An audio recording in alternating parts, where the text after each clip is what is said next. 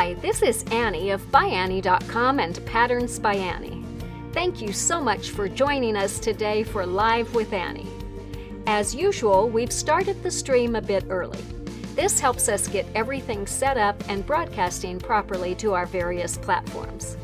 You can find a countdown clock on the screen showing how long it will be until we actually go live. While you wait, please connect with us and other viewers in the chat. Let us know where you are from and whether you're a new or longtime viewer. We'll see you live soon!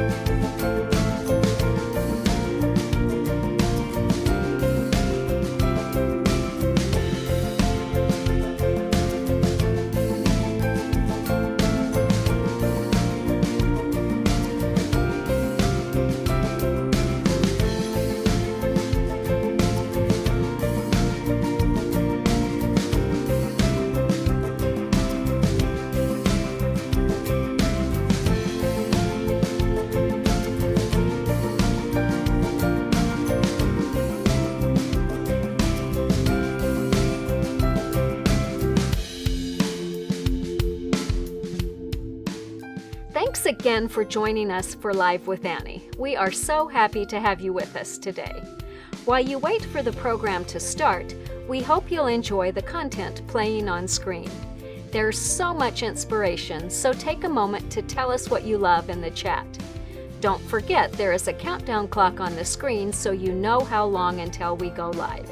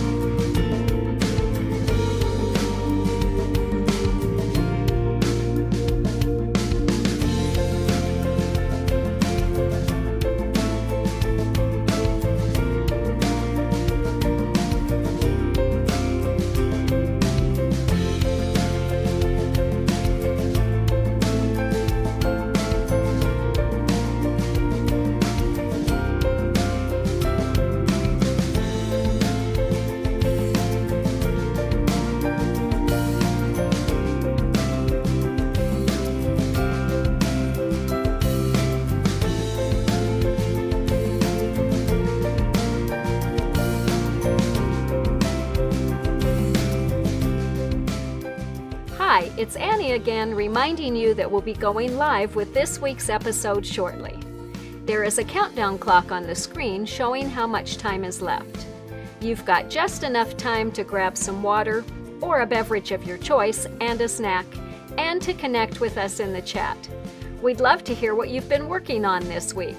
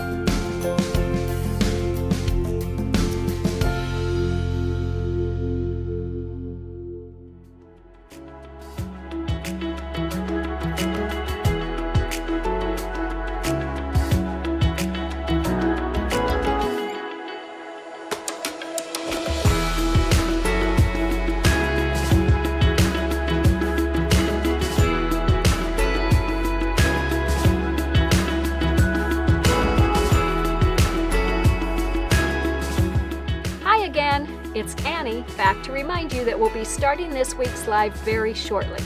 We've got a really fun episode planned for today, and we'll see you soon.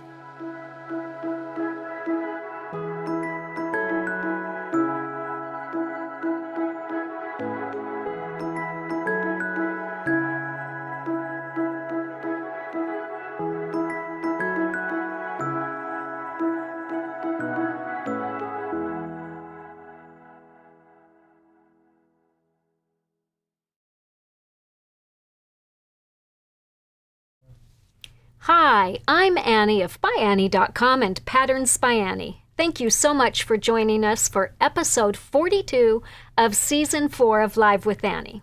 Today we are really excited to introduce a newly updated pattern, On the Go 2.0. This is my absolute favorite small purse for travel or running around town, and I am so glad to have an updated pattern to share. Join us to see all of On the Go 2.0's features and discover tips for making your own.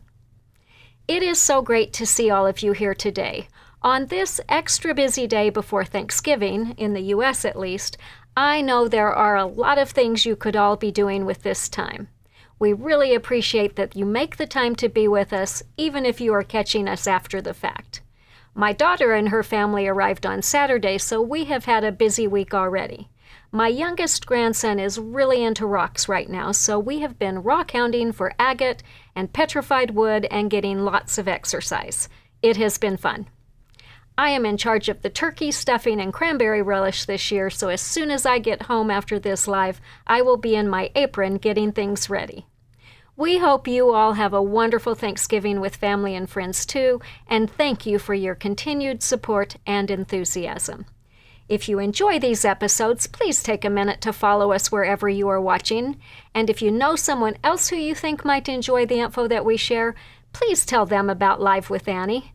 The easiest way to do that is to just tag them while you're watching, as that will take them directly to the episode so they can watch it too.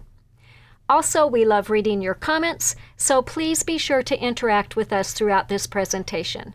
We want to know what you think, and we love learning from you too. If you've got any questions, add those in the comments or chat, and we will do our best to answer them before we close. We are a bit short-staffed this week due to holiday travel, so if by chance your question isn't answered during live, please email us at info@ByAnnie.com. We will be back next Monday, and we will be sure to answer it then. Last week, we introduced our brand new pattern, 2 Big Totes. We talked about the features of those spacious totes, showed a number of models that we've made, and shared lots of tips for making and customizing them. If you missed that episode or want to watch it again, remember that you can find all the previous 179 episodes of Live with Annie on our Facebook page, our YouTube channel, or at ByAnnie.com. We will put up all the links to make them easy for you to find.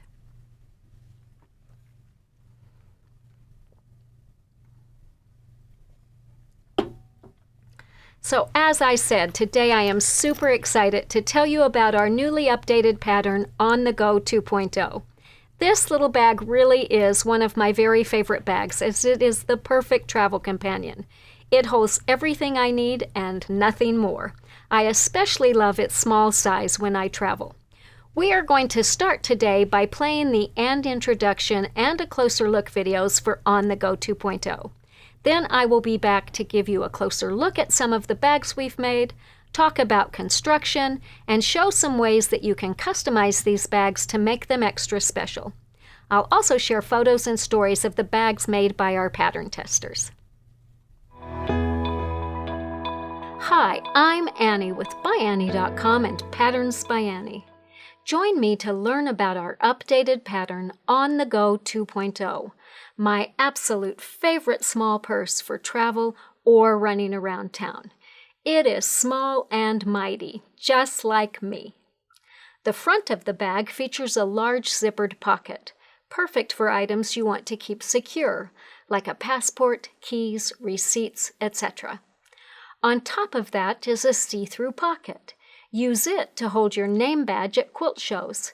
It's a great spot for shopping lists or a boarding pass too. The flap lifts easily to expose one of my favorite features of On the Go, a smaller see-through pocket sized perfectly for a driver's license and credit card. Those necessary items are safe and secure, yet super easy to access when going through ticketing and security, grabbing a glass of wine, or visiting the airport bookstore. The body of the bag zips open easily and is perfect for a small wallet, glasses, pens, and general essentials. It's large enough to fit an e-reader or small paperback to keep me entertained throughout the flight, yet small enough not to encroach on my limited seat space. Attached to the interior back of the bag are 3 credit card-sized pockets. On the back is a large slip pocket, perfect for my phone. It's easy to grab and rests hidden against my body. The adjustable strap allows me to wear the bag crossbody on my hip or to shorten it to fit safely under my arm. Because On the Go is so compact, I can wear it under a coat and it doesn't get in the way if I'm wearing a backpack. On the Go 2.0 is an update to our original pattern released in 2012. We made this new version deeper than the original. Not only does it hold more, but it is also easier to assemble as you have more room to work when finishing the interior seams. We improved the strap and how it is attached, eliminated some pockets, greatly improved the illustrations and instructions, and filmed an add-on video to support you through the sewing process. Ask for On the Go 2.0 at your local quilt shop or find it online at ByAnnie.com. Thank you so much for your support. Happy stitching!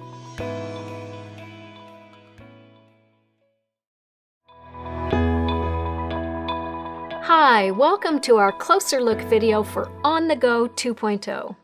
I am Annie with ByAnnie.com and Patterns by Annie, and I would like to give you a little more information about our updated pattern. On the Go 2.0, like many other ByAnnie bags, has a front and a back, joined by a zipper side strip, which forms the main body of the bag. A large flap is attached to the top of the back. It folds over to the front, closing with hidden sew-in magnets. Pockets are attached to the front, back, and flap, as well as the inside of the back to organize and store the essentials. The pattern recommends that you use 3 fabrics for the bag: a main fabric for the exterior, a lining fabric for the interior, and a coordinating fabric to tie it all together. You'll need just ½ yard of each of those fabrics. Of course, if you'd like to mix things up, you certainly may, and we'll show some examples in a bit. On the Go 2.0 is directional fabric friendly, and fussy cutting is super fun. Just pay attention to which parts are visible. You'll also want to keep in mind that pieces overlap. As I cut the pieces for this fun bag, I made sure to center the same design on each piece cut for the flap, back, and back pocket. That way the design flows well from piece to piece. We always recommend that you make at least one bag using a non-directional fabric before using your more precious fabrics. That way you'll understand how everything comes together and know which parts need attention. With the variety of pieces, there are lots of ways you could customize the bag for a more unique look. Here are some of the things we did. On this colorful bag, we skipped the front vinyl pocket and did some fun foundation paper piecing for the front pocket on the flap. On both of these bags, we used just 2 fabrics, using the same fabric for the main and coordinate to give a more subdued classic look to the bag. We used leftover quilted fabric from another project to make this bag, so didn't have unquilted main or lining fabrics to use for the facing covering the magnets. We used a 4th fabric for those pieces, adding some interest to the bag front and flap. We used that fabric along with the coordinating fabric for the credit card pockets on the inside of the bag too. On the Go 2.0 makes a good day-long project and is good for confident beginners and advanced makers alike. It's a small project that goes together pretty easily. Its small size means that you're working in close quarters during final assembly. But just relax and take your time, and before you know it, your on-the-go bag will be ready for traveling. This project involves basic skills used in many ByAnnie patterns, and to help ensure success, we've filmed an add-on video for On the Go 2.0. It will help you conceptualize the project and take you through the more challenging or unique parts of the pattern. I am so thrilled to have this pattern updated, as On the Go truly is my favorite small bag for travel. I am confident that you'll appreciate its compact size and functionality too. We can't wait to see your finished bags and where you take them. Share your photos with us on Facebook, Instagram, Pinterest, and YouTube using @PatternsByAnnie.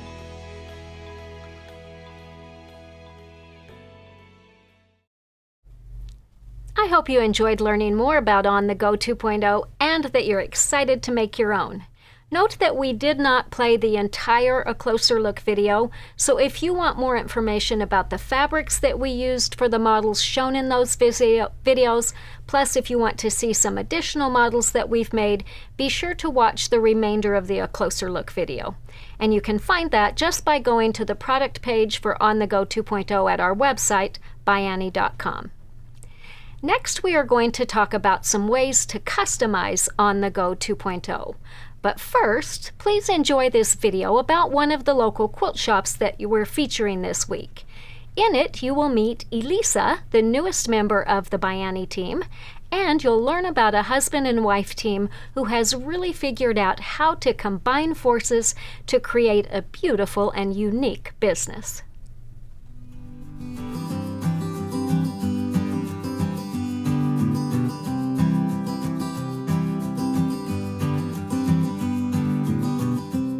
Hi, I'm Elisa from ByAnnie.com and Patterns by Annie. Join me as I visit my home state, Wisconsin, to learn about River's Edge Antiques and Quilt Loft, the regional winner for Wisconsin in our 2022, 2023, and 2024 LQS contest. Located in the scenic Northwoods of the Badger State, River's Edge is the perfect cozy spot to stop in for those passing through the small town of Haywood. River's Edge opened its doors over 25 years ago, and just like their mascot Hank, they keep growing every year. The shop is split between the antique shop, run by husband Mike Grassel, and the quilt shop run by wife Gail Grassel. Gail always keeps herself busy. Between her 4 sons, 9 grandkids, and a great-grandchild, you would think she wouldn't have time for hobbies, but Gail manages to have time to quilt, garden, design patterns, and recently she's even taken up beekeeping. Even with her busy life, Gail makes sure to give every customer her full attention. We had many voters tell us stories about Gail going above and beyond to help them. Like Jenny, who told us, Gail is such a friendly and knowledgeable shop owner. Although I don't get to the shop often, she always remembers who I am and helps with any quilting needs. And it's not just Gail. Her entire staff is known for their kindness. Besides husband Mike, Gail is joined by Bonnie, Jan, Lauren, and their fuzziest employee, Hank. While Hank might be the first to come up and greet you, the entire staff is ready to help you with all your quilting needs. Besides the wonderful staff, River's Edge is filled with over 4,000 bolts of fabric and a wide assortment of books, patterns, and notions. They have a Christmas area that is stocked at all times, along with other seasonal lines and a children's section. River's Edge carries a large assortment of cottons, flannels, and cuddle fabrics, as well as a wide variety of battings, and that of course includes ByAnnie Soft and Stable. They really have anything you could need for bag making, and there's no way you'll run out of projects anytime soon because Gail frequently designs new patterns that can be bought in the store. The shop itself is a beautiful 3-story building that has gorgeous antique stained glass church windows for a backdrop. There's a good reason they are known as the best kept secret in the Northwoods. When visiting Haywood, be sure to check out the many other secret treasures northern Wisconsin has to offer. Haywood is a tourist area known for being a great vacation spot. They provide countless ways to explore the great outdoors, like fishing tournaments, bike races, the Birkenbeiners ski race, Nordic cross-country ski trails, trail running, snowmobiling, ATV trails, and so much more. Of course, the best thing to do during your visit is to stop into River's Edge Antiques and Quilt Loft. I know next time I'm back home, I'll be making the trip to meet Gail, Mike, and Hank, and I encourage any others traveling through the Midwest to do the same. You can learn more about River's Edge at their website, shopriversedge.com. Thanks for taking time out of your day to learn about this incredible shop, and until next time, happy stitching!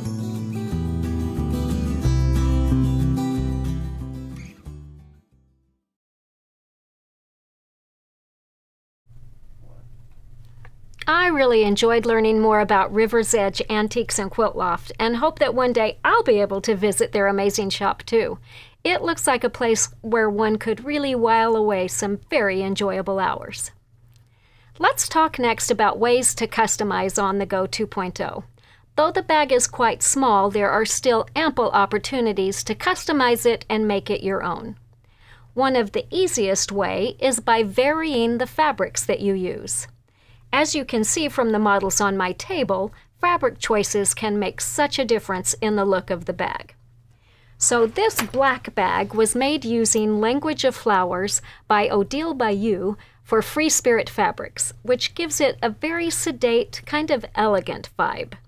While this colorful bag was made using Cats in Paris by Terry Runyon for Benertex, and that has a very totally different vibe. It's really fun to have an assortment of On the Go 2.0 bags on hand to suit both your outfit and your mood. So both of these bags were made using a new line by Stephanie Organis for Andover Fabrics called Memories Unfold. So for this one, we used a pretty pink floral, and I really love the pink and red stripe that we used for the straps and bindings. I think it's always fun to see a stripe cut both on the straight grain and on the bias for some added interest.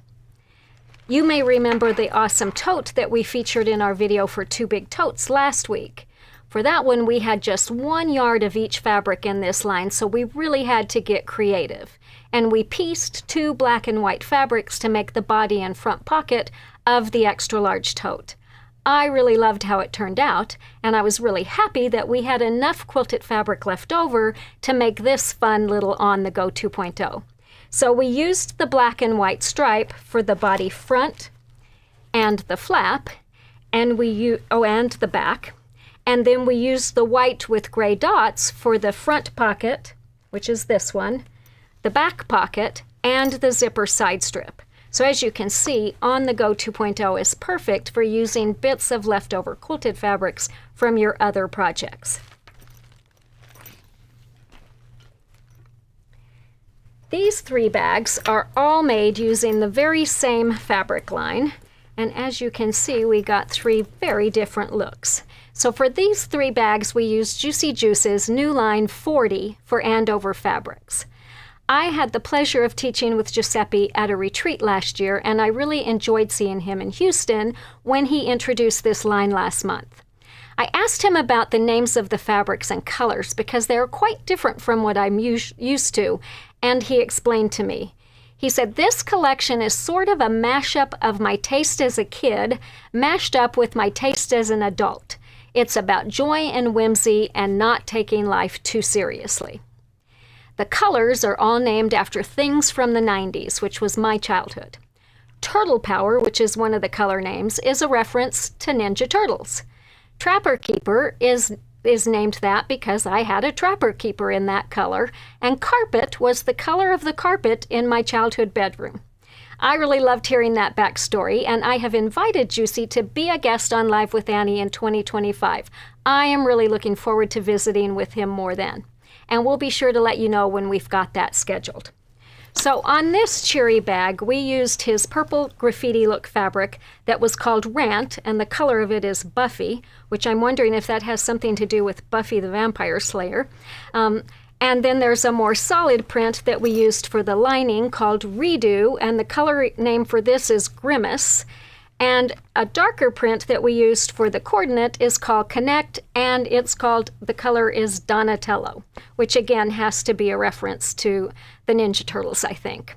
My friend Greta from Germany sewed this fun bag when she visited with me this summer. You may remember that Greta was our guest on Live with Annie this past summer in Season 4, Episode 32.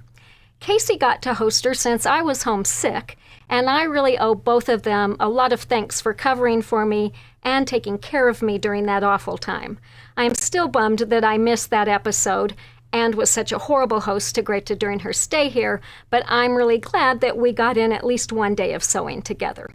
So in that episode, Greta shared lots of fun tips for quilting, and she used those tips when she made this bag. So you can see she just did really random lines of quilting all over the fabric, and I think they perfectly complement this fabric line. And again, if you want to watch that episode, it was season 4, episode 32. We also wanted to show a more subdued masculine look for on the go, so for this bag, we chose more monochromatic colors. We used Petrie in Turtle Power as the main, with Buttons in Trapper Keeper for the lining, and Molecules in Carpet for the coordinate. So I think I would have liked to see Juicy's childhood bedroom if his carpet was this color. Because this project is so small, I had plenty of quilted fabric left over to make this awesome bag. And on this one, I just flipped the fabric. So I used what was the lining on this bag as the main on this one, and then the green, which was the main there, became the lining on this one. And then we added a brighter blue, which is called Molecules in Blue Ranger for the coordinate on this. To add some interest to this bag, I paper pieced a block for the quilted pocket on the front. And if you would like to make your own custom front pocket, here are some tips. So the pattern directs you to cut a 5 3/4 inch square from quilted fabric for this pocket.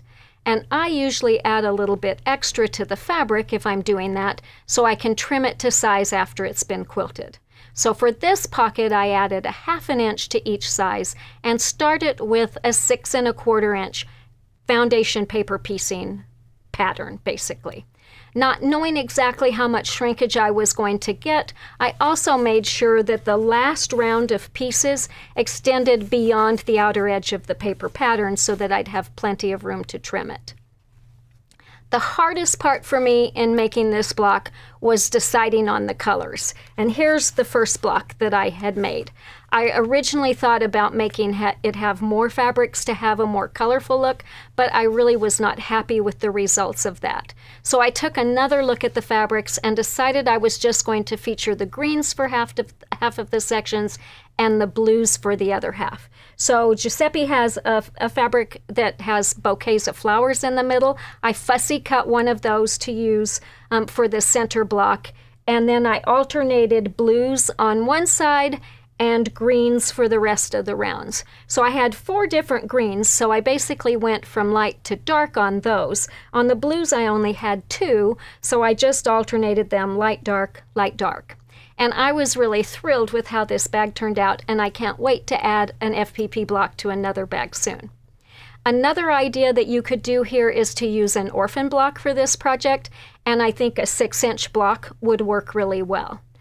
I didn't want to detract from all of the piecing that I'd done on this pocket, so I just skipped the front vinyl pocket that's designed to go on this bag. And note that the pattern does include the option of cutting that pocket out of quilted fabric instead of vinyl if you choose. And that also would be a great place to add some embellishment. You could do some decorative ribbon on it, like Tula Pink's ribbon from Renaissance Ribbons, or some embroidery on that pocket would also be really nice. Next, I'm going to talk to you a little bit about the techniques that you'll use in making On The Go 2.0. But before we move on to that, let's enjoy another local quilt shop feature. I know you are going to enjoy learning about this amazing and very successful shop whose owner said she would never be a quilter. Never say never.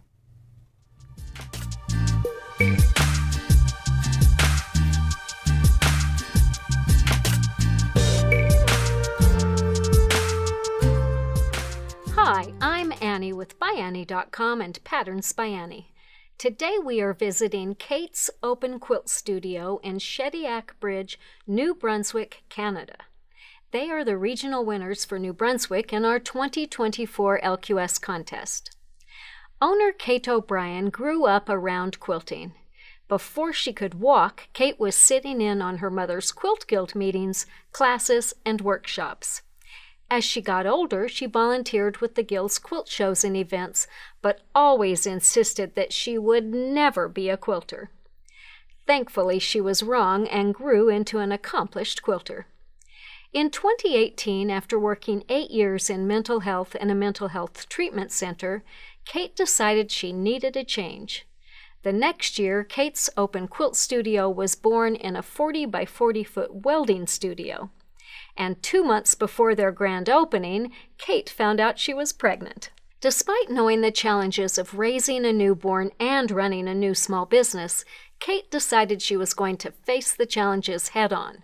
Because of her perseverance, a whole new generation of the Shediac community has been exposed to the love of quilting. Kate's customers make sure to tell the next generation about how much they love Kate's Open Quilt Studio. LQS contest voters Matt, Nola, and Paul all said it's their mom's favorite quilt shop. Mark and Parker told us they always get their mother's machines serviced at Kate's, and other voters, Keith and Emily, look to Kate's to find new projects for their moms. And it's not just mothers spreading the good word. Lloyd, Dale, Jason, and countless more wrote in to let us know how much their wives love Kate's. Dennis even said, "This little shop has made my wife the happiest I've ever seen. For my wife Giselle and I, the 200-kilometer day drive is worth it." I love to see when a shop not only brightens the lives of quilters, but also the community around them. After all, as Kate said, quilts are acts of love. In March, Kate's Open Quilt Studio celebrated their 5-year anniversary. They've been able to expand their physical storefront to include a large classroom and warehouse. They carry fabrics by designers like Kay Fassett, Tula Pink, and Tilda, along with other collections from Northcott Fabrics. They chose bright colors, timeless prints, and modern looks, blended with traditional quilting designs to wow people as they walk in. As a small quilt shop, they very carefully choose the products they bring in, so they only sell the best tools to develop and improve your skill set. And their classes are an even better way to advance your quilting skills. They offer live, online, and in-person classes from experienced teachers and have a bounty of after-class resources to help you master your skills and techniques. Classes range from ByAnnie bags to classes to teach beginner, intermediate, and advanced quilting skills. They also teach beginner embroidery and technique-specific machine embroidery classes for all brands of machine. When you visit Kate's Open Quilt Studio, be sure to explore the rest of Shediac Bridge. New Brunswick boasts the world's highest tides, and at Hopewell Rocks, you can see what low tide and high tide can really mean. And don't worry about it being too cold to take a dip in the waters. Shediac has the warmest beaches north of North Carolina. Once you dry off from your beach day, make sure to stop in at Kate's Open Quilt Studio, pick up something new for yourself or your mom, and give Kate a big hello from all of us here at ByAnnie. You can learn more at openquiltstudio.com. And until next time, happy stitching!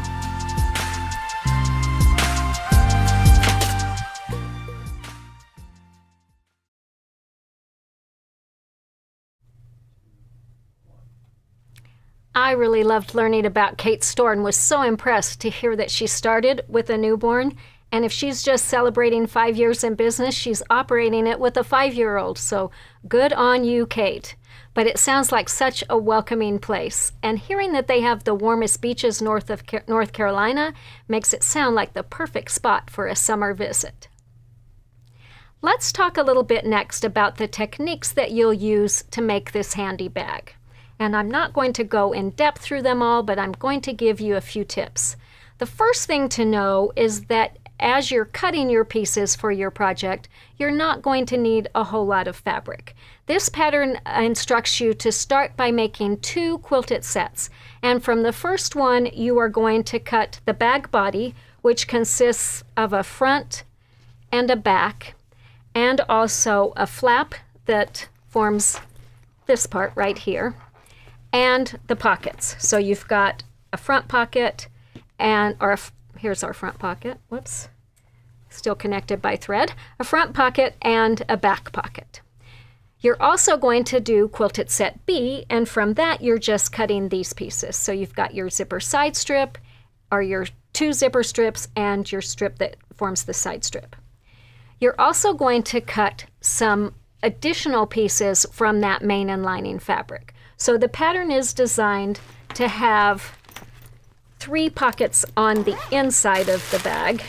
And in this instance, you can see we cut them out of totally different fabric because, again, we were making this out of leftover quilted fabrics and we didn't have enough fabric to cut those pockets. So these are a perfect place if you've got enough main or coordinate to cut them, but also to substitute an entirely different fabric in there.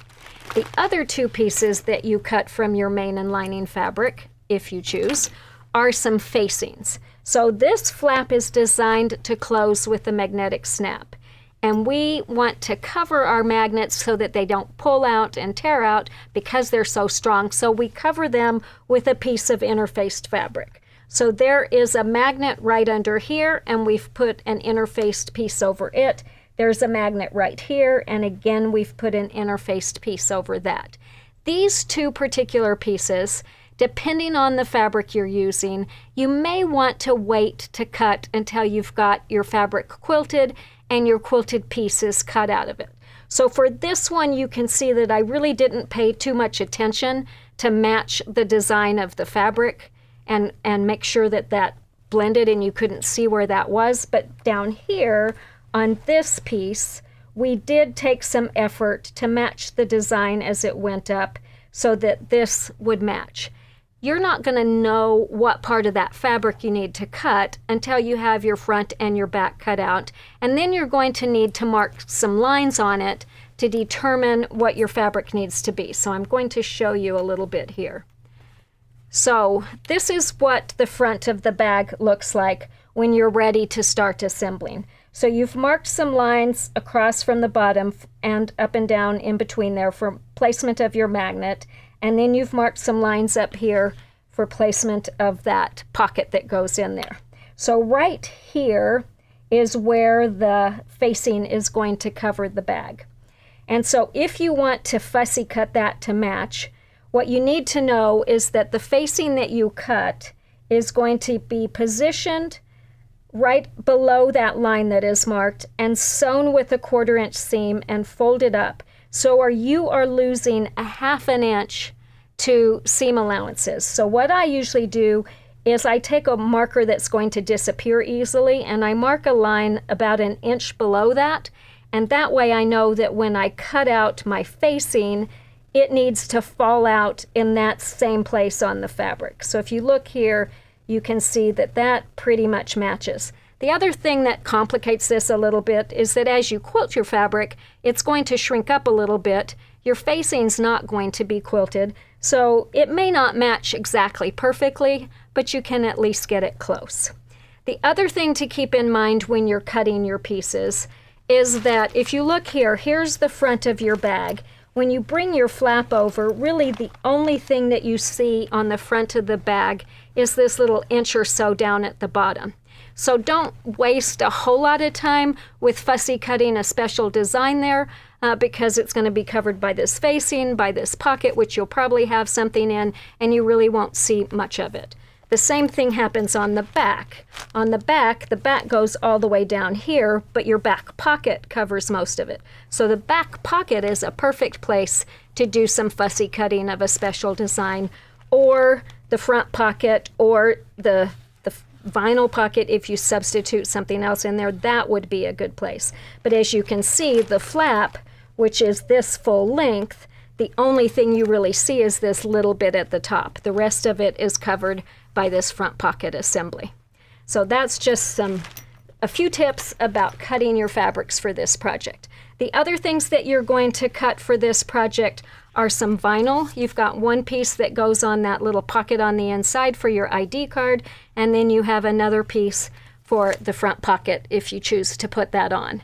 I love that vinyl pocket. I put my grocery list in there when I go shopping. When I'm traveling, my boarding pass goes in there.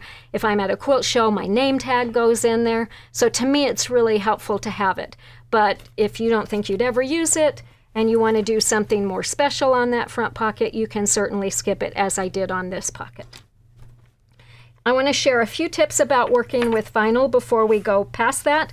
This is actually pretty simple to do because you're sewing your binding to the back and folding your binding over, and when you stitch on it, you're stitching along the fabric. So you can pretty much get by with just your normal foot for that.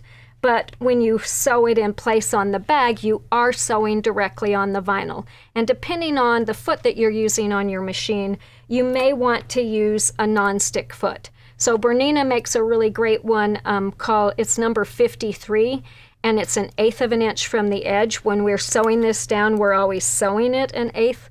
So it's perfect because I can line that right up with the edge. This just goes right across the vinyl like it was regular fabric. If you use a metal foot, that's not too bad, and this piece is so small that if you use your fingers to kind of hold it in place, you can probably get by with a metal foot just as easily. The problem comes when you're working with a plastic foot, because a plastic foot is going to create static against this and it's not going to want to move. So if all you have is a plastic foot, I would suggest putting some tape, like packing tape or shipping tape, or even masking tape on the bottom, and cutting a hole for your needle to go through, and that will help it slide across the vinyl. The other thing to know is this is a 16 gauge vinyl.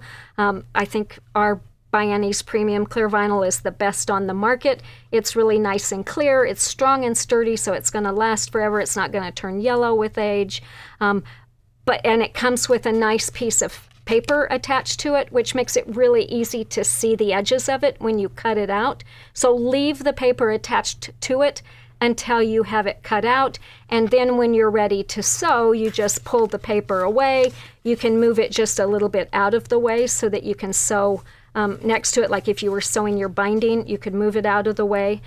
If you've got a sewing bed that has any acrylic or plastic on it, you'll find that when the vinyl hits it, it just wants to stop and it doesn't want to move. On my Bernina, there's just a little plastic window right in front of where the feed dogs are, and when my vinyl hits it, it won't move. So I usually just put painter's tape over that window. On my big vinyl or acrylic table that's in my koala cabinet, I bought some non-static tape that I covered it with, or I take the paper that comes with it and I tape it to the bed. But you've got to break that static to make your vinyl be able to slide.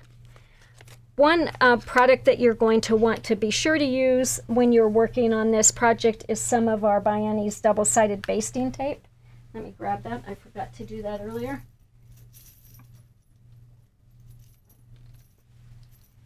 And that's especially helpful when you go to attach this pocket, which is attached on the inside of the bag. It's hard to get pins through this and not have it move. You want to leave the top of that pocket open so the pattern directs you to put basting tape here, here, here, here, and across the bottom, and then you can just position that exactly in place and stitch it down. The add-on video for this pattern includes all the instructions for doing that. We came out with a really ingenious path to follow around there so that you're not double stitching over any areas and everything that you want stitched down works, but this is really helpful for that.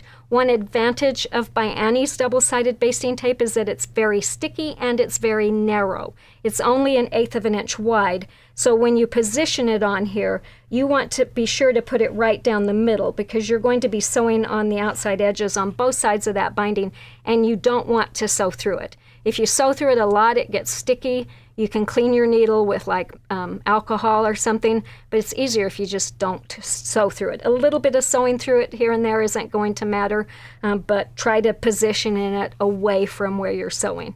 So using that here is especially helpful when we make the zipper side strip and we attach this piece of strapping on here to cover the raw edges of our triangle ring tabs. Basting tape is also really helpful there. I just lost my screen.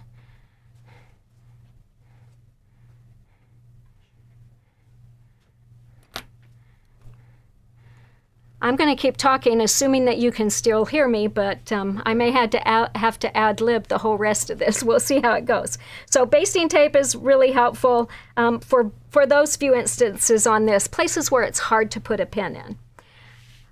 Let's see, what else did I want to talk about? I wanted to talk a little bit about installing zippers because this project has 2 zippers in it, one that is at the top of the pocket that goes on the flap and another one that goes at the top of the zipper strip. So on the one that goes on the pocket, actually both of them are installed the same way, but we'll talk about that one first. Basically, you're going to take your pocket and you're going to take your zipper and align it on the top edge. We're going to show you with this because this is all ready to go. And you're going to have right sides together. So your pocket's going to be right side up, your zipper's going to be right side down, and you're going to let your zipper pull hang off on each end, or your ends hang off. You're also going to make sure that the top of that zipper, the long edge of that zipper, extends about 1/8 of an inch beyond your fabric all the way across. Because your next step is to stitch that down, and because we let that extend, we're going to move our needle position over and stitch with a generous 1/4 inch seam. And I like to stitch from this side because I can keep the edge of my 1/4 inch foot right along the edge of the zipper, and the other edge runs right along the edge of those teeth, which they're on the bottom, but you'll still fill them. And that makes it really easy to know that I'm going to get a nice straight stitch all the way across there. So I'm sewing all the way across that with a generous 1/4 inch seam, and then I'm going to finger press that zipper tape to the back, to the lining side of my pocket, and I'm going to just finger press it down against the edge, and then I'm going to start stitching up here, and I'm going to stitch along the very edge of the zipper tape. So I've got this one about halfway done. As I do that, I'm using my stiletto to kind of push any loose threads that might be there underneath. And you can see I'm sewing right along the very edge here from one end to the other and hiding all my loose threads and edges underneath there as I go. So your stiletto makes it super easy to push those under, and that gives you a really nicely finished edge on this, and also gives you your nice 1/4 inch top stitching on the other side. You're going to do exactly the same thing when you put your zipper in between your 2 little strips here. So these, and here's another little tip, when you cut these out, turn this around the way it goes. So I always cut my zipper strip as one piece. So you're cutting 2 1.5 inch by 10, I believe the pattern tells you to do. I cut that like as a 3-inch piece, and then I cut it in half to make the 2 strips. That way I know that my design is going to follow all the way across, and it's going to match. My little flowers are going to match all the way across. After I get those done cutting, I take the 2 edges, like I know I want to put my zipper in between these edges. I take those and fold them over so my right sides are together, and I put a wonder clip on there. That way when I'm ready to put my zipper in, I can just open it up and know it's ready to go, and I don't have to mess around and figure out which was the right place to put those. So after you have your zippers installed in your strip, you're going to trim it.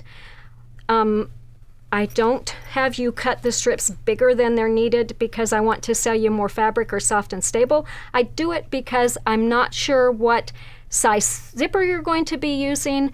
I'm not sure what seam allowance you're going to be using, and I want to make sure that everything's going to fit together perfectly when it's time to make your bag. So these are cut at 1.5 inches each. You're going to add your zipper in there, and then you're going to trim them to 2.5 inches, which means you're cutting away about 1/4 inch on each side if you've used ByAnnie's handbag zippers, which are number 4.5 zippers, and if you've done accurate 1/4 inch seams. If you happen to use a dressmaker zipper in there, it's 1/2 inch narrower, and you probably aren't going to have to trim anything. In fact, depending on how your seam allowances were, you may have to trim this strip to match it because it may not match. But we try to make it that if you're using a dress zipper, you're still going to be successful in making your project and having everything fit together. Let's talk next about joining your zipper strips to your side strip to make the loop that goes around the sides of your bag.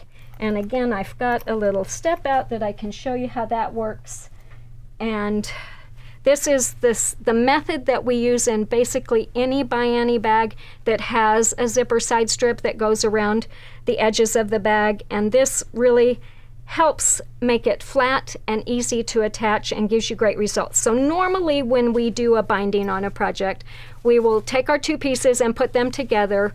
We'll sew across our binding with a 1/4 inch seam, and then we will fold our binding over to enclose those raw edges and stitch along the edge. And if we did that on a zipper side strip, this is what it would look like, which would look fine. Our zipper raw edges would be hidden, but when we open that strip out to assemble our bag, we would have a great big lump at the top. And invariably what would happen is we would sew that to our project going this way on one side and going the other way on the other side, and not only would we have a great big lump, but it would have a twist in it. So we've come up with a better way to do that binding, which is very much the same thing but with two little changes. So what we're going to do when we're ready to attach the binding is we're going to sew our zipper strip to our side strip, and then we're going to sew our binding, and we want to make sure that we're sewing it to the side that has the zipper. And we're going to sew across it with 3 lines of stitching instead of just 1. So that's the first change. So I usually sew a 1/4 inch seam, and then I sew 1/8 of an inch on each side of it. So by the time I'm done, I've sewn 1/8 inch seam, I've sewn a 1/4 inch seam, and I've sewn a 3/8 inch seam. And then you're going to see the next difference. There's not enough fabric to fold over that edge. So that's your first clue to know that you've got to do something different. And what you're going to do different is fold this over flat against against your side strip and stitch that down. So I like to start stitching right along this little short edge, and then I use my stiletto to hold it in place, and I stitch right along the folded edge of the binding, and then I come and stitch back up there. So when I'm done, I have a binding that looks like this.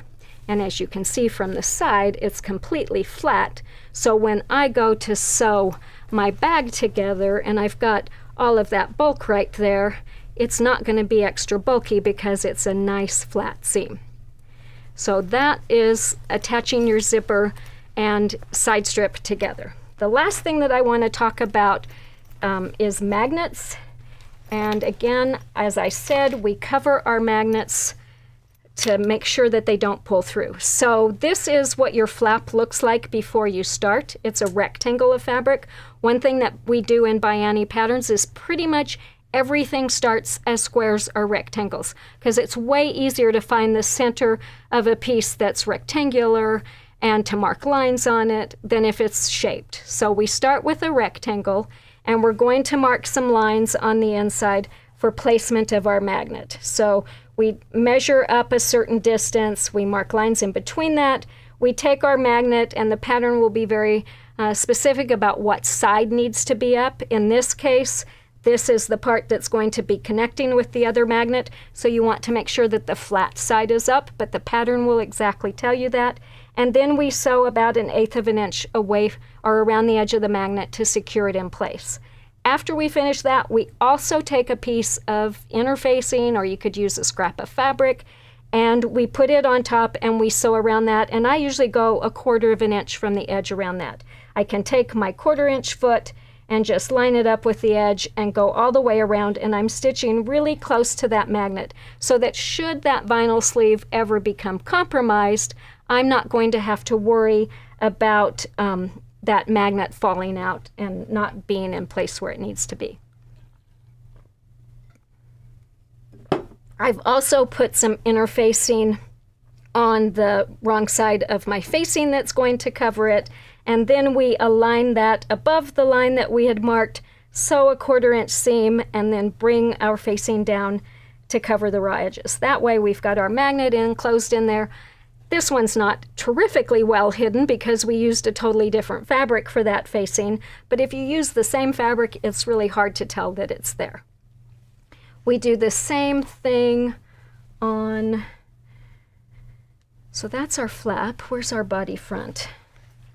Oh, we've done that here already. On this one, we will take our facing and make sure we've got it lined up just right, sew it up so that our designs matched. And on this particular facing, we're leaving the raw edges at the top unfinished because our next step is to put this pocket on, and it's going to cover all those raw edges. So I cut this piece a little bit bigger because I didn't totally trust that I was getting it aligned just right. So I want to make sure that I trim that before I put this on, because I don't want these raw edges sticking out here. But if you're following the sizes that the pattern tells you, you're going to have everything just right. You've got just a little bit of shaping to do in this project. We bring the edges of the flap in a little bit here so that it doesn't interfere with your strap when it's pulled up. And once you have your whole flap assembled, you're just going to make sure that you've got the magnet at the bottom. You're going to mark some lines. You're going to have these pockets attached on the front, and you're going to mark lines inside here and then angle lines up, and then you'll stitch inside those lines. You'll round your corners at the bottom, stitch inside those lines, and then you can trim on all of them, and you'll end up with a nicely shaped piece like this. The other skill that you need in making this bag is making and attaching bias binding. So you have a little bit of binding that's on the outside of the bag. The rest of it is all on the inside, which joins the pieces. And the add-on video for this project goes through step by step how to do that final binding. So how to keep the flap out of the way as you join those pieces, and some really good tips to do that. So On the Go 2.0 is really just a fun project to make. Assembly is very straightforward. Like Two Big Totes, which we featured last week, the most challenging part of On the Go 2.0 is its size. In this case, rather than being really big, the pieces are quite small, which is a real plus during the general assembly, is everything is really small, easily maneuvered. It doesn't take you very long to sew from one side to the next because it's only this big instead of this big, but things get a little more complicated at the very end when the pieces are joined and bound. But it really is very doable, and it's very small, and as I said, the add-on video covers that whole part and shares a lot of tips for those final steps. The most important thing you need to remember is to just go slowly and enjoy the journey. Before we close, let's take a quick look at some of the fun On the Go 2.0 bags that were made by our pattern testers. We are featuring them today on the ByAnnie blog too. And a big thanks goes to all of our testers who worked really hard to make sure that this pattern was ready for prime time. So Cindy used Stillness in Nature by Denise Burkitt for Free Spirit Fabrics to create her beautiful On the Go 2.0. And we really love the soft colors of this gorgeous floral print. It's no wonder that Cindy's sister immediately claimed the bag for her trip to Germany this fall. And Cindy wrote, "It's kind of crazy how much I like the way the ID pocket is made and attached. Very nice." I completely agree. As I said earlier, this little pocket is one of my very favorite parts of this bag. And Jan made her lovely On the Go 2.0 using fabric by Debbie Maddie of Tiori Designs for Moda Fabrics. This bag would be equally perfect for wearing with jeans or a cool summer dress. I love the interesting geometric fabric that Anna Malin in Norway chose for her On the Go 2.0. It looks like she is ready for a shopping trip with her new bag. And Jennifer used the cotton candy backing fabric from Tula Pink's Pinkerville line to make this fun On the Go 2.0. The bold contrasting fabric and zippers that she used really add interest to her bag. Ever the Adventurer, Kim had fun using cork in 2 different colors to make her lovely On the Go 2.0. I love the colorful cottons that she used for the lining and bindings to tie everything together. And of course, she made a few small changes to the pattern. For instance, she left off the vinyl pocket on the front of the flap, she added a leather zipper pull, and she used uncovered cotton webbing for the straps and tabs. That was really fun. If you want tips on using alternative materials like cork, be sure to check out Season 3, Episode 17 of Live with Annie. I was joined that week by Andrea Johnson of Wyndham Fabrics to talk about cork and how to adapt ByAnnie patterns to use this versatile material. We love the fun, bold K-facet fabric that Kristen chose for her On the Go 2.0. Kristen said she had fun with the quilting on this one and used a heavyweight cotton thread to really make the quilting stand out. Kristen commented, "I can see this being a very popular bag for cruisers or ladies going to a quilt show."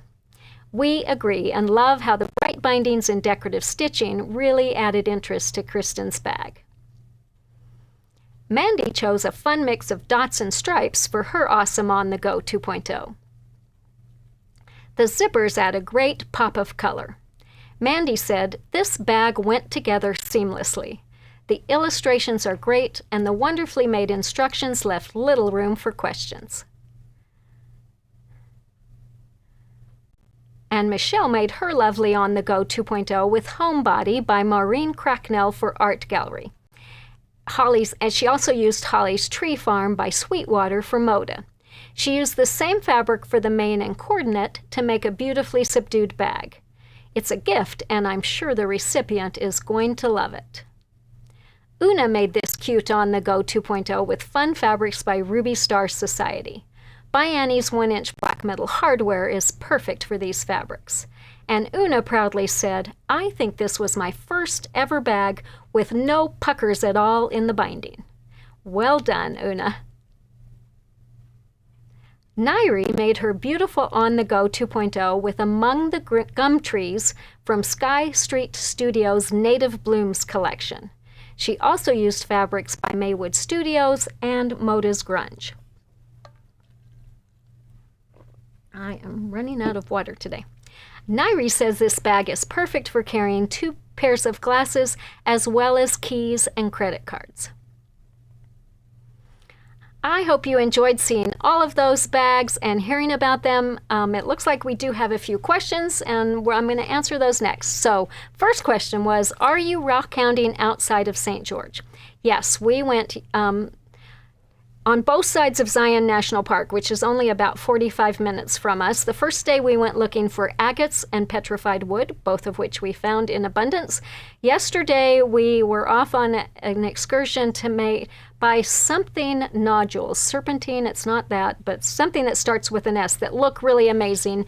And we thought we found quite a few, but when we got home and cut them with the rock saw, they weren't quite as impressive as what we saw in the book. So we're going to have more adventures. But my son-in-law is quite the geologist, and he really had a lot of amazing information to share. So I felt like I got a real education in rocks and geology over the past 2 days. And this area is just ideal for that. All right, the next question was, can the On the Go 2.0 bag be made to hold an iPad? So I use my On the Go when I travel to carry my e-reader. I was going to show you this. So I've got my Kindle e-reader in here. I also have room for my little calendar, my wallet, all of those things. So there's a fair amount of room in there. If you have an iPad mini, yes, it will fit. A regular size iPad, I believe, is going to be too large to fit in as designed, but it wouldn't be terribly hard to adjust the measurements if you've made one to make it larger. As always, I always say if you're going to want to make it to a different size, please make one according to the pattern first so that you understand how everything fits together and where things need to be adjusted if you do want to customize it, but you could certainly customize it to a different size if necessary. Do these zippers have tabs on the end? No. The zippers here are connected in that seam, and the zipper on here is covered by the bindings on the ends, so they just go all the way to the edge. Can the magnet go on the inside so the facing is not seen or necessary? Possibly, however, then you're going through another layer of quilted fabric. I think you're going to find it much stronger, and I want that to really be sturdy there, so I would recommend doing it and putting the facing over it. But if you look at a lot of these bags here, I just cut a piece. I didn't worry at all about matching it. Same thing here. So I think it's, trying to fussy cut it is only for those who really love fussy cutting, like Jade Newman in the UK, or Alyssa at Quilting by Alyssa. Those guys live for fussy cutting, and that's what floats their boat. So save it for those places. If you use a really busy fabric like we did here, you don't even know if it doesn't match. So don't worry about cutting those facings. They're not a big deal. What about turning it over and sewing the vinyl with the paper with it up? Would that make it so you could sew it and then just remove the paper after? Yes. Although when you're attaching the vinyl on here, you're talking about putting the paper there and stitching from the other side? Yes, but then you just got to make sure that any plastic parts on your bed of your machine are covered so that this vinyl that's now on the bottom isn't catching them. Truthfully, I left my regular foot on going around that several times and didn't find that it pushed or had really any problems. But play with it and see what works best with your machine. I presume we can very easily apply the binding hack at that loop. Yes, for those of you who prefer using the binding hack, you could attach the binding to the zipper side strip before you attach it to the other. As whenever anyone asks me though, I have to admit I have tried that. I prefer this method better. I think I get much better results. And after you learn this method, it's really not that hard. It means sewing through the binding one extra time, but that never bothers me because I figure I'm getting it really well attached. So I always say, please practice this method because I don't think you'll regret it. And the binding hack, what the problems I find it is I can't see the binding as well as it goes around the edges, and it's harder to get my corners the right width that I want them and not sew any creases in that binding in those areas. So use what works for you, but don't be afraid to try this method too. I would welcome tips on sewing in the magnets. Okay, go to ByAnnie.com and search for magnets.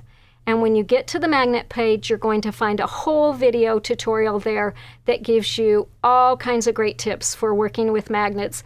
You know, you've got to have your positive, negative, you've got to have which side up, and all of those instructions are there. So watch that and then really pay attention to the pattern because it's very specific about whether you have the smooth side up or the wrong side up, and pay attention. You absolutely have to read and do what the pattern tells you because we've done all the thinking for you. Basically, you want the smooth sides to connect. So since I'm attaching it right here, I have the smooth side up, and same thing here. I want the smooth side up when I attach it here. If by chance I can't even think, but sometimes if it's on underneath something, then you might put the other side up so that the smooth side is down because it needs to be coming up from the bottom.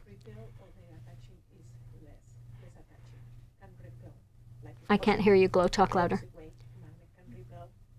Yes, you have to use a positive and a negative together. If you have two positives, they're just going to repel each other. Same thing with two negatives. They're going to push each other away. So we also are very specific in the pattern. Make sure you've got the positive side. Make sure you've got the negative side. In a situation like this where you're only doing one magnet, it might tell you to put the positive here and the negative here. It wouldn't hurt if you put the positive here and the negative here.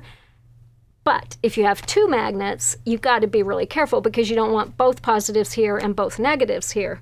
So that's why we always are very specific about which one goes where so that you make sure to get them in the right place and they're strong. If you follow the instructions, you're going to have really strong, sturdy magnets that hold it in place really well. I think your blue bag is adorable and would like to do the piecing on mine. Would you share the name of the block and if you used foundation piecing to create it? I did use foundation paper piecing. I have a computer program called EQ Electric Quilt 8, and I just went in and started looking at foundation paper piecing blocks that were in there. I picked one that was a pineapple block, and I thought I was being smart and sizing it to the size of the finished block. So I told it to print me a 5 3/4 inch block, which is what the finished size is. Then I realized that they assumed that the 5 3/4 is on the inside, and they gave me an extra 1/4 inch seam allowance all the way around. It turned out to be a good thing because once I quilted, it shrunk up a little bit, so that was a good thing. So that's why I had said earlier, I ended up doing a 6 1/4 inch block that I had to trim a little bit of, but you could do a 6 inch block, and I think you'd be perfectly fine with that. I wouldn't start with a 5 3/4 inch one with that being the outside dimensions. So if you've got EQ8, you can do it. At some point, I want to start doing patterns for things like this that match the things. We've just got to figure out how to do that in our new computer system. It's coming at some point. We're just not quite there yet. One thing that I did consider as I as I picked the block pattern for this is that I wanted to make sure I didn't have any sharp points that were going out all the way to the edge that might get cut off if I didn't have the size exactly figured out. So I made sure to pick something and then I just cut these outer pieces much bigger than needed so that I could center it and trim it to size. So think about that as you're looking for the bag foundation paper piecing pattern that you want to use. And if there's interest, leave me a note. We could possibly do a ByAnnie Live about foundation paper piecing. I took a class many years ago from a wonderful lady here in Utah, and she had a great tip where you fold the pattern along the lines where you stitch before you start, and then in the center at least you fold a 1/4 inch outside that, which really, really helped getting pieces lined up. And I felt like I really learned some amazing techniques, and I'd love to share them with you. So if that's something you're interested in, leave us a comment, and maybe we can do that in the new year. I haven't made all my plans, really any plans, other than a couple of special guests that I know I'm having. So it's wide open. So be sure and let us know if you've got any topics that you'd like to see covered. Last question says, I love all the bags shown. If the bag has the vinyl card window, can it be washed? Absolutely. I throw my bags in the washer all the time. Vinyl is completely washable. You can throw it in the dryer. It doesn't hurt. And yeah, it doesn't make any difference at all. So these are definitely very washable. All right, I hope you enjoyed seeing all these fun bags and learning more about On The Go 2.0. We can't wait to see the bags you make and where you take them. Be sure to share photos of your finished projects with us, and you can do that and win up to a $50 shopping spree at ByAnnie just by entering our monthly photo contest. To get all the details, go to ByAnnie.com. On the top menu bar, you're going to see a tab that says Community. Click on that, and then on the left side of the screen, you're going to see Monthly Photo Contest. Just click on that, and it will give you all the details about what you need to do to enter. As always, please ask for these patterns and supplies at your local quilt shop. They are such an important part of our sewing and quilting communities. It's up to all of us to keep them strong and vibrant. If they don't have these products, they can certainly get them, either from their favorite distributor or directly from us. And we're always happy to set up wholesale accounts for them, so just ask them to contact us for more information. Let's move on now to some special announcements. Might be only one, I'm not sure. We want to wish everyone a happy Thanksgiving again and say thank you for your support. We wouldn't be here without you, and we are very grateful for your continuing encouragement. Note that we are going to be closed the rest of this week so that our team can celebrate the holiday with family and friends. We filled orders as usual today, but any orders that didn't go out today will be held until we return on Monday, December 2nd. And if you need anything in the meantime, like you're trying to get some Christmas stuff done, or basically any time, please visit your favorite local quilt shop. And while you're there, tell them thank you from all of us at ByAnnie for all that they do, because we really do appreciate them too. And again, be sure to stay tuned at the end of this episode for one more video clip. This one features a shop owner with a passion for quilting that's contagious. Customers say her shop feels more like a gathering place for friends than a store, and I know you'll enjoy learning more. Thank you again to everyone who joined us today. We will be back next Wednesday at 2 p.m. Mountain Time with another fun episode of Live with Annie, when we will be introducing our newly updated pattern, Zip It Up 2.0. These compact zippered cases have lots of pockets. They zip open to lay flat for easy access. I love using them for carrying paperwork, sewing supplies, all those things, and I can't wait to tell you more about them. So until then, happy stitching!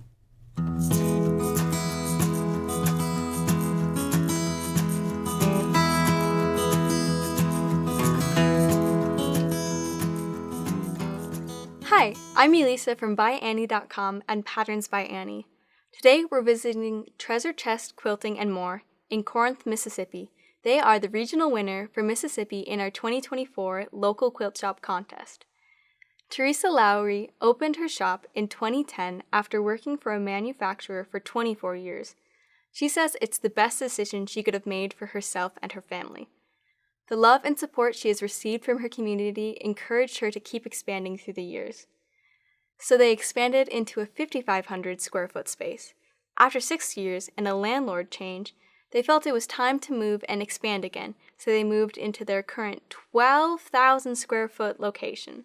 With the new space, they're now able to carry over 8,000 bolts of premium fabric in all different styles to meet your personal preferences.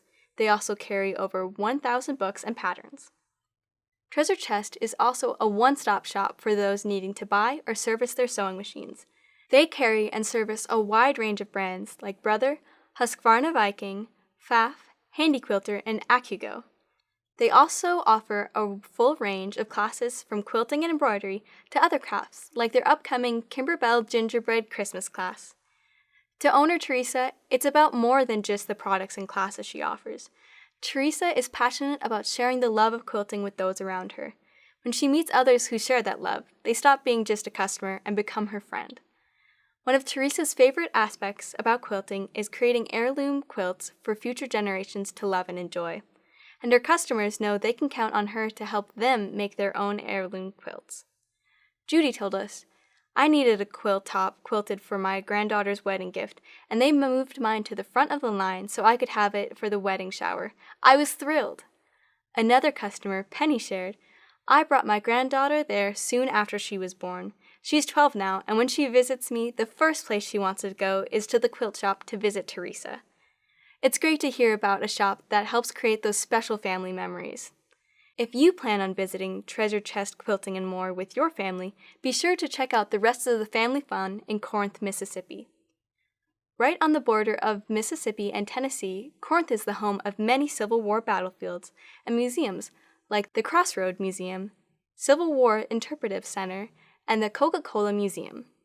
And Mississippi has the perfect treat to pair with your ice-cold Coke, their world-famous slug burgers.